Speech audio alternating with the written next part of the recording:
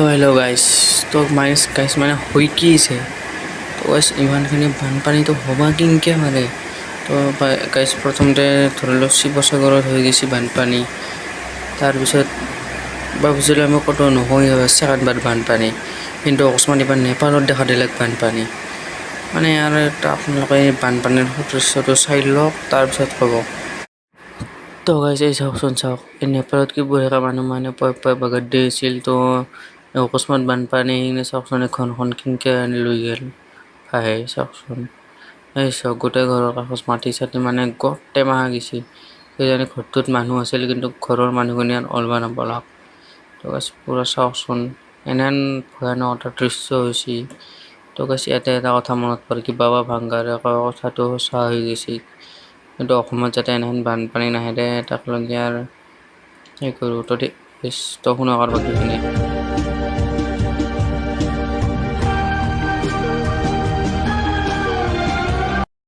তো গাইস তো দেখিলে আপোনালোকে কি বানপানীখিনি কেনেকৈ সেইখিনি কেনেকৈ ঘৰটো পুৰা ভাই লৈ গৈছে মানে এটা ক'ব পৰা কথা নাই বাছ অসমত নাহি হ'ল আৰু হেন বানপানী মানে অসমত বহুত মানুহ আছে বানপানী যদি সেনেকৈ তো গোটেই ভাই যাব মানে আর কি কম তো গাইস এটা বলে ভূমিকম্প হৈছে ভূমিকম্পটো হৈছে 8.5 সেন্টিমিটার মানে আহিছে আৰু 8.5 মানে আর এই ভূমিকম্পটো এখানে আনগে আর কিবা আর যদি ভূমিকম্পটো রখা খাই যায় তাহলে হব ঠিক যদি আর এই ভূমিকম্পটো রখা খাই না যায় আর মানে আর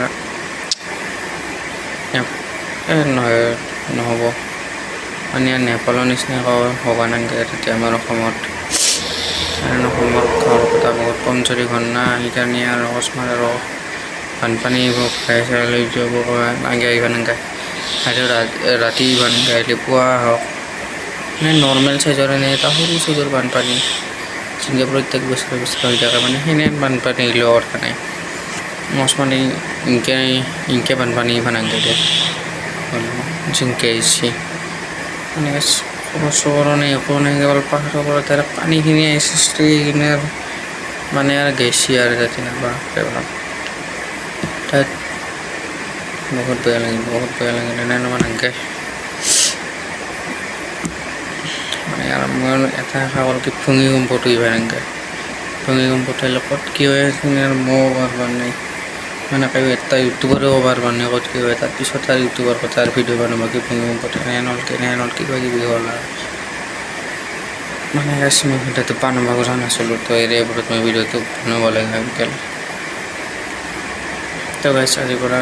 লং ভিডিও পাই থাকো মোৰ চেনেলত তো আৰ কি কৰুম কি নকৰুম গোটেইখিনি মই দেখিয়ে থাকিম বাস মই দেখা কৰোঁ ভূমিকম্পটো আৰু বানপানী এই দুটাই বানাংগে তো গাইস নেক্সট ভিডিওত মই লগ পাইছোঁ গতিকে